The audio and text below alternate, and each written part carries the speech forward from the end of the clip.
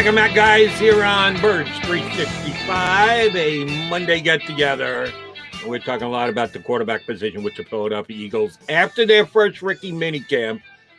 Let me ask you this before we get back to Jalen Hurts.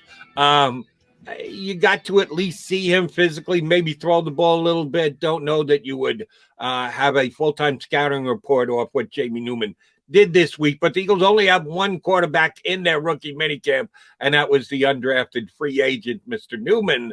Big guy, got some size, supposed to be really good and athletic. Did he flash those traits for you while you guys down there for the limited time you were in front of Eagles while they were on the field? Yeah, I mean, that's exactly what you saw. You saw how big he was. I think he's 6'3", 6'4", about 235. So you can see the physical ability. You can see the strength in his arm. You can see the scouting report, what it says. I've been pretty consistent. I think it was Gil Bryant, Jody, who said this was the best undrafted free agent in the NFL. The Eagles got him. The Eagles got him for a reason. He's smart. You know, a lot of times I always say it's always disappointing when you think you're going to be drafted, you're not drafted. But if you're in the 7th round, you shouldn't want to be drafted, especially the back end of the 7th round. You want to look around the league. You want to have your agent say, okay, who needs a quarterback? Well, who needs a quarterback, Jody? The Philadelphia Eagles need a quarterback. They got Jalen Hurts and Joe Flacco. That's it. So Jamie Newman comes in as an undrafted free agent. You know he's going to be here. Now, it might be the practice squad, and there's always a risk that somebody could pick him up on waivers before you can get him back on the practice squad. But you also have to be realistic about that and say, well, you know, he didn't get drafted. So it's unlikely somebody's going to make that commitment that hasn't had him for the whole summer. So I'm very confident to say Jamie Newman's going to be here. He's going to be the developmental player at quarterback for the Philadelphia Eagles. It's a great spot for him. In a lot of ways, it's better than being drafted because if he goes somewhere else as a draft choice, as a 7th round pick, he might get cut.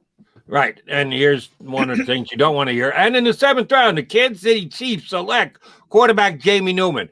Well, you're not going to beat out Patrick Mahomes. Yeah. That's not happening. Now, you may get a little extra coin at the end of the year for a playoff run and a Super Bowl if you're on the roster. So if that's what you're going into the league for, to put a couple of dollars in the bank, okay, fine. If you actually have this dream about playing and being a starting quarterback sometime in your career, yes, you'd rather come in and see what Jalen Hurts can do. You know what Joe Flacco's job is. He's going to be the backup quarterback this year. He signed a 1-year contract. He's ahead of you on the depth chart, but he's surely someone that can be jumped over at some point if you're good enough. Of course, you're going to choose the Philadelphia Eagles. And there aren't too many teams that I would say you would prefer to go to over the Philadelphia Eagles if you're a quarterback. Different positions, different strengths, different depth charts. Yes, someone else could want to go somewhere else other than come here to the Eagles. There's a reason why he landed here. This is probably as good an opportunity potentially going forward as any other team in the National Football League right now. Yeah, no question. For a quarterback, Jamie Newman, his agent made the right decision to get him to Philadelphia.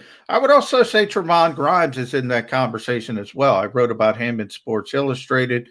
Big kid, big receiver. I mentioned him a little bit before. 6'4", man, 225. I mean, he is just thick. He's one of those guys. We talked about Kelvin Benjamin going to the Giants, moving to tight end. I could see this kid moving to tight end at some point down the road.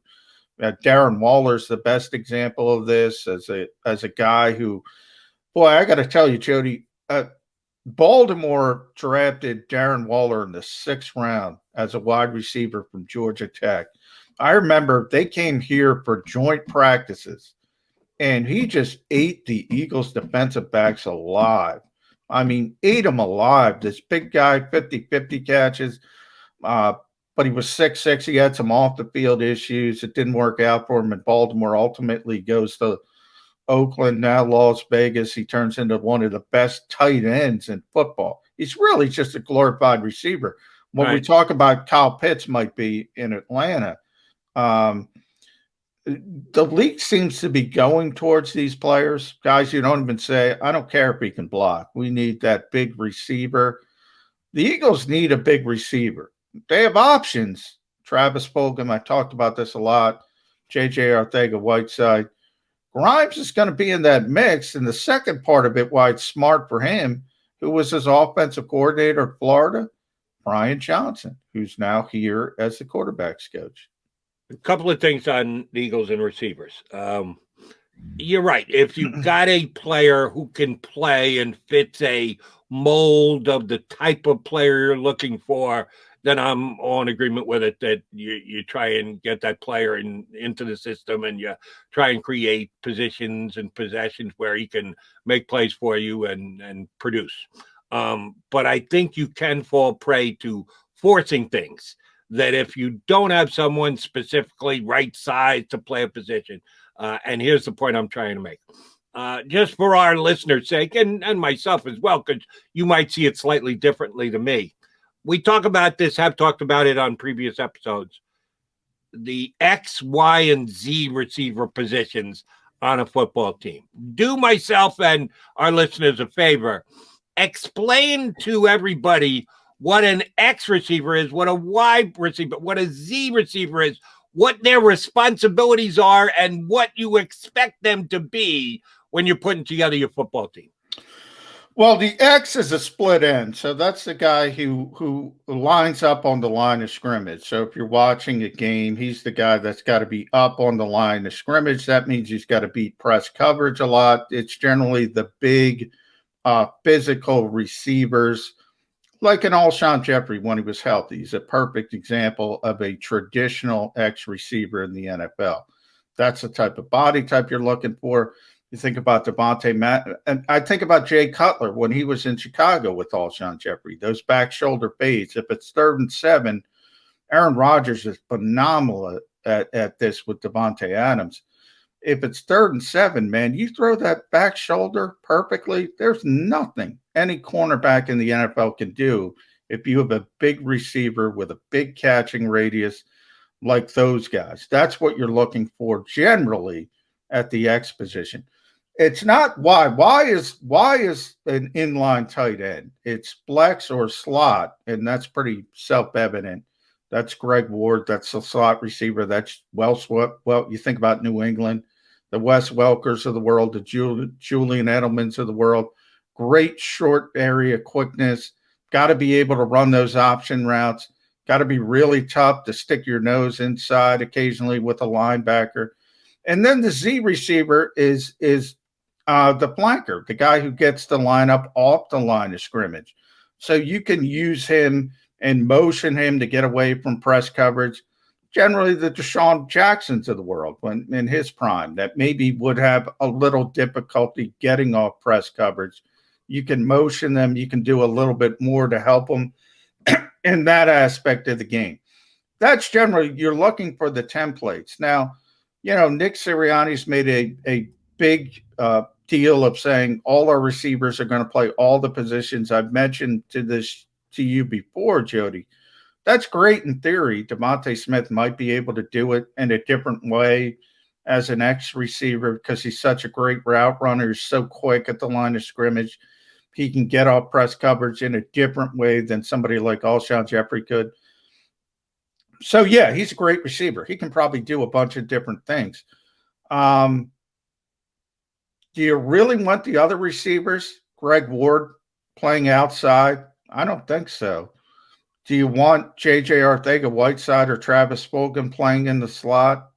Maybe for a play or two, but not consistently. So I always talk about this. If you move one guy, other guys got to move. So you can talk about it now in May, as I like to call classroom time. But when you get to the games, it tends to fall into place. This guy does this well. This guy does this well. That means if I have a guy like DeVonta Smith that can do everything, I'm going to put him in the spot the other guys can't play. That's generally how it works. Right. But I would hope that you can use DeVonta Smith at the position he's best at most often. Flexibility is great. Giving defenses That's different what you want looks. to do. is great. But I do agree with you that you want to have your guy, specifically your best guy, in the position that he's best at the great majority of the time. I'm just getting the feeling from both you and Eagle fans when I take calls on the air, about the Eagles don't really have an X receiver. They don't have that guy who can make that good back shoulder catch and just be a physical presence on the line and fight off man-to-man coverage. I'm not sure that Travis Fulgham can't do that, but I think it's yet to be proven. But I don't think it's the be-all, end-all. If you've got someone like that, you can take advantage of it. The quarterback can make those throws, and you've got that type of player. That's good to have, but I don't think it's a necessity, because I would ask you, who was the Kansas City Chiefs X receiver this past year? With Sammy Watkins being as hurt as he was, and when he was played, he wasn't all that productive. Who was their X receiver? They might be the most potent offense in the National Football League. And for me, they don't really have an X receiver. So to say, oh, you don't have an X, how are you going to be able to move the ball without an X wide receiver? Well, Kansas City did it pretty damn well last year. Patrick Mahomes was able to do it pretty damn well last year. I think some people make it out to be a bigger deal. Oh, if you don't have that prototypic big guy who can make the back shoulder catch, well, then you find other ways to beat them, like Patrick Mahomes did with the Kansas City Chiefs. That's what Nick Sirianni said about T.Y. Hilton. T.Y. Hilton played X for the Colts, not a traditional X receiver, but he was the best guy they had available. There's always, I have never said, there's many different ways to win, but I always say you're always looking for it. You never have everything you want in the NFL, but you're always looking for everything you want. And you prefer to have that guy. Now, I talk about the back shoulder with Aaron Rodgers and Jay Cutler. You also have the quarterback that can throw it, that has the accuracy to throw it. I don't know if the Eagles have that. So maybe you're right. Ultimately, I look at this team and I say to myself, the guy got to get off the field. And I hate to do this because he is a great kid, but I got to tell the truth. I have to get him off the field as Greg Ward. I have to get him off the field. So to me, it's not about Devontae Smith or Jalen Reagor. They're going to be on the field. Now, how do I take advantage of that? I want one of those guys, Travis Fulgham, J.J. Arcega-Whiteside, or even Trevon Grimes that I just brought up. I want one of them to prove that they are a better player than Greg Ward, so I can get Greg Ward off the field. Ultimately, what I would like to have is one of those guys win the X spot, Jalen Reagor to play in the slot, Devontae Smith to play Z, which I think will be his best position long-term in the NFL.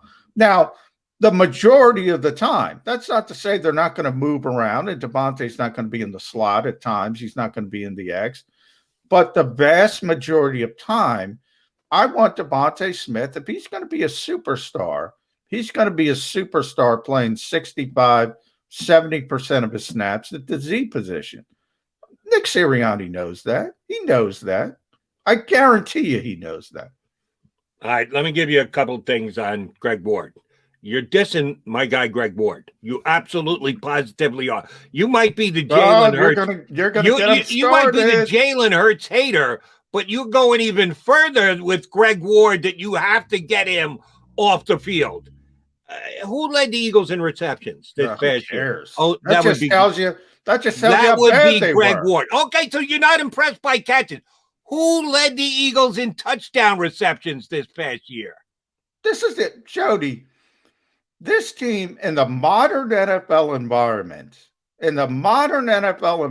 has gone 2 consecutive years without one receiver that has had over 600 yards. They all stunk. Every single one of them. And they're all still here, including Greg Ward, but so is everybody else who also didn't get those yards. So why are you trying to elevate someone else who didn't get 6 touchdown grabs like Greg Ward? By the way, if Alshon Jeffrey's a good NFL receiver, we know that's about injuries. That's about a descending player. At one point, he was a very good receiver. At one point, Deshaun Jackson was a star receiver. It was about injuries. It was about, obviously, age. and again, dissension as a player. But they're good NFL receivers. They were good NFL receivers. Come on. You can't, you've been around, you've been watching this sport for a long time. You're going to sit here and look me in the eye and say Greg Ward is a good NFL receiver. I give Greg Ward a ton of credit for getting the most he could possibly get out of his skill set, developing into a guy who can catch the football and is reliable. But if you want to be a successful offense, Greg Ward can't be on the field for major snaps. That's just the way it is. Okay. Yeah, you and I disagree here. And here's the thing I'm going to say about Greg Ward. I threw a couple numbers at you. He was the number one reception guy on the Philadelphia Eagles last year, which includes, of course, Travis Fulgham and Jalen Reagor and the two draft picks last year, Quez Watkins and Hightower. He caught more balls than all those guys. And they're all back in the room competing for a job again this year. So I give him credit for that. His percentage of grabs as per targets was the best on the Philadelphia Eagles of all their wide receivers as well, including the proven guys who didn't get a chance to play because of injuries to Sean Watson and Alshon Jeffries again. His was the best. The most touchdown passes received, his was the best on the Eagles last year over all those other guys. I take all that into consideration. He also had one other number that kind of jumped out at me. His less than 8 yards per reception is not good. Everybody else is in double digits. He didn't even get to 8, 7.9 yards per reception. That's not good. Here's what I don't know, and I want to find out. And you could be proven right that Greg Ward doesn't deserve to be on the field if this doesn't change. Was that because of Greg Ward, or was that because of Doug Peterson and Carson Wentz? Were the plays schemed for him to go out 5 yards and make a catch? Or was it just that was his comfort zone? That was all he thought he could get open. That was the way he ran his routes. Was it on Greg Ward? I honestly don't know the answer to that question. And the only way I think you can find that out is to give him a shot in a new system. Wow. If all of a sudden Greg Ward goes from 7.9 per catch to 10.4 per catch this year, I'm going to say, well, it was the system. It wasn't Greg Ward. It wasn't his inabilities. It wasn't because he's a former quarterback who transformed himself into a wide receiver. It was because he played the role that he was asked to play in Doug Peterson's system. I want to get a look at Greg Ward in Nick Sirianni's system to see if he can increase that, because other than that, he was the best receiver on the Philadelphia Eagles last year, except for the fact he didn't catch the ball down the field. He didn't break tackles. He didn't get yak. He was a guy who went out, made the catch, fell down. He's not explosive. He's not an explosive player. And I can tell you, I don't know the new coaching staff that well. He will get every opportunity. They have no skin in the game when it comes to any of these guys. I can also tell you that they don't expect him to win a starting job on this team. And if he does, they'll be disappointed, just like the other coaching staff was. One of the reasons Travis Fulgham had the big month and they went back to Alshon Jeffries because they knew Alshon Jeffries just understands what to do, understands the offense, runs routes better, works better, is a professional. He was just unfortunately at the end of his career, as I said, but they kept defaulting, crossing their fingers, hoping against hope Deshaun Jackson could get on the field. Why, Jody? Why? Because he can play when he is on the field. These other guys couldn't play to the level that they needed, but they were forced to put him on the field. Now, hey, Carson had a terrible year, no question about that. Quez Watkins is a player they want to get on the field because he can run, because he's explosive. John Hightower, he can run. Why did they bring in these guys? They tried to bring in Marquise Goodwin because he can run. Greg Ward can't run. And it's really difficult to be an NFL receiver if you can't run. And by can't run, I'm not talking about against Johnny Mack and Jody Mack. For a normal human being, Greg Ward is extremely fast. For an NFL receiver, Greg Ward is not fast. That's the biggest issue. He's got very reliable hands. He's a tremendous teammate. Doug Peterson's wife's favorite player because he does everything right. Look, he's a great kid. You're not a good football team if he's out there for an extended period of time. I don't know how else to put it. And that's why the Eagles are constantly looking to improve. I'm going to be careful with this one because I don't want to get canceled. But you could be the tallest little person at the circus, Jody. Yeah. You're still the little person. In other words, Greg Ward leading the Philadelphia Eagles, the worst receiving corps in the NFL. You're the tallest little person at the circus. Right. But somebody's got to play wide receiver for the Eagles this year, right? They're going to be in three wide receivers, especially if Zach Ertz isn't going to be here. All that 12 positioning that they did last year, they're probably going to do less of it this year. Right now, they don't even have an NFL backup tight end with any kind of experience. So someone needs to be playing wide receiver for the Eagles. They added Devonta Smith in the first round. What other great free agent acquisitions did they make? They have Jalen Reagor. Yeah. Two are playing. Devonta Smith is playing and Jalen Reagor is playing. Now, I'll ask you, because you're a Travis Fulgham fan, would you rather have Travis Fulgham on the field as the third receiver or Greg Ward? As of right now, it's a competition. We talk so much about competition with the Eagles at the quarterback position. And I got zero problems with competition at the wide receiver position. Every single aspect of it, including the number one spot, which if I'm a betting man, I'd put good hard money down on Devonta Smith being the best wide receiver on the Eagles. But let him compete for it. Let him prove it on the field rather than just being anointed because it was the 10th pick in the draft. I'm good with all he's of anointed. That. He's anointed. He is anointed. He is. And I believe he will earn that anointment. And I have every faith that he's going to be their number one wide receiver. The rest of them, may the best man win. Big, small, X, Z, Jalen's going to play. Jalen's going to play. But he's anointed too. I will say he's got a lot more physical gifts than the rest of them. He is explosive. He is fast. He did have an injury riddled season as a rookie. He's going to get every opportunity. You talk about competition. I said it's lip service. Competition with him is lip service. He's going to play. Now, can he play himself off the field? Sure, if he's terrible. But he's going to get an opportunity to play early in the season.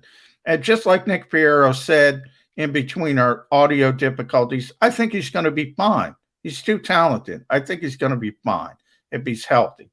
So I'm comfortable with Devonta Smith and Jalen Reagor. I just need to find that third guy. I got enough bodies.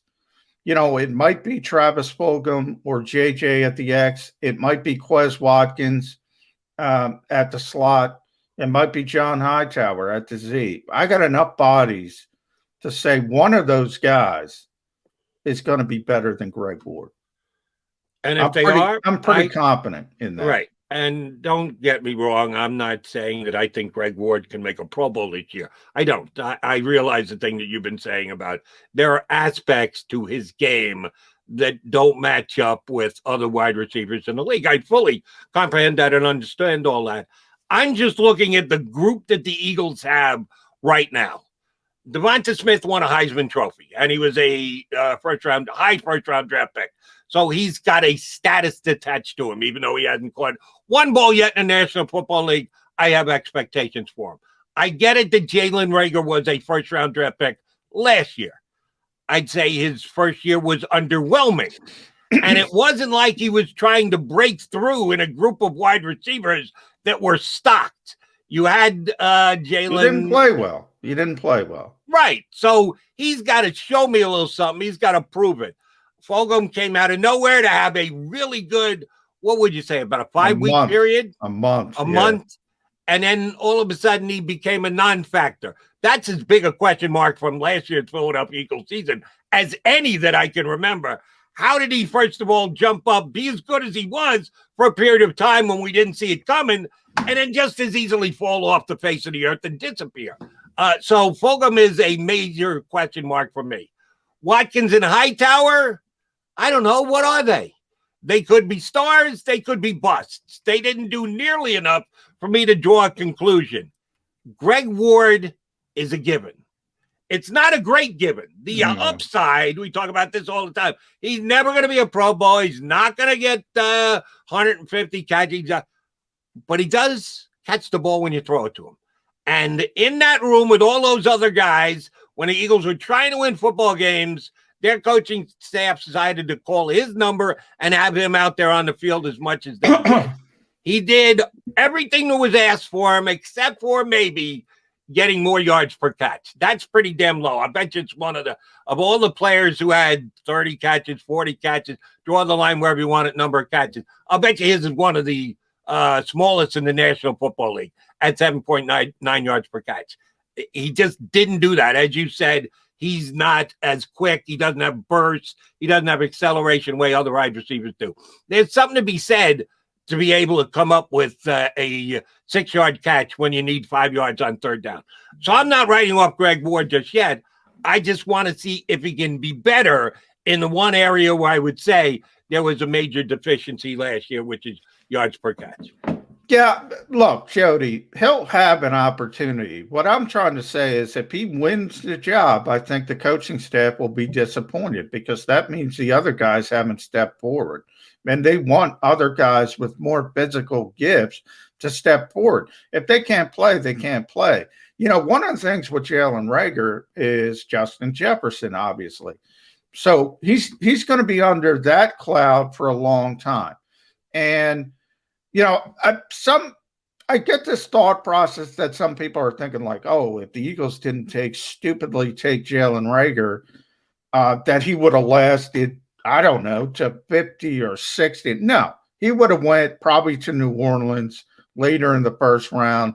Worst case scenario, first couple picks in the second round. Wasn't like anybody else in this league didn't like Jalen Reagor. A lot of people thought he was a very good prospect. I still think he's a very good prospect. We'll see what he can do when he's healthy. I think you're going to see a massive improvement. Then it comes down, as I said, to that third receiver spot. You could look in different directions. It could be the big guy. It could be a slot guy. You know, the whole thing about Howie Roseman last year in the draft was getting speed. The one thing Quez Watkins and John Hightower can do is run. They can run. I don't know if they can be NFL receivers, but they can run. All right. We are the Mac and Mac guys here on Birds 365. I want to come back and ask John about what seemed to be a little bit of a hypocritical stance the new head coach was taking this past weekend in talking about the way he's putting his offense, implementing his offense right now, and the fact that he hasn't named a starting quarterback. We'll explain when we come back. Mac and Mac guys right here on Birds 365. If you missed any of today's show on the JAKIB Media channel, listen to the podcast on your way home. Available on YouTube, Apple, and Spotify.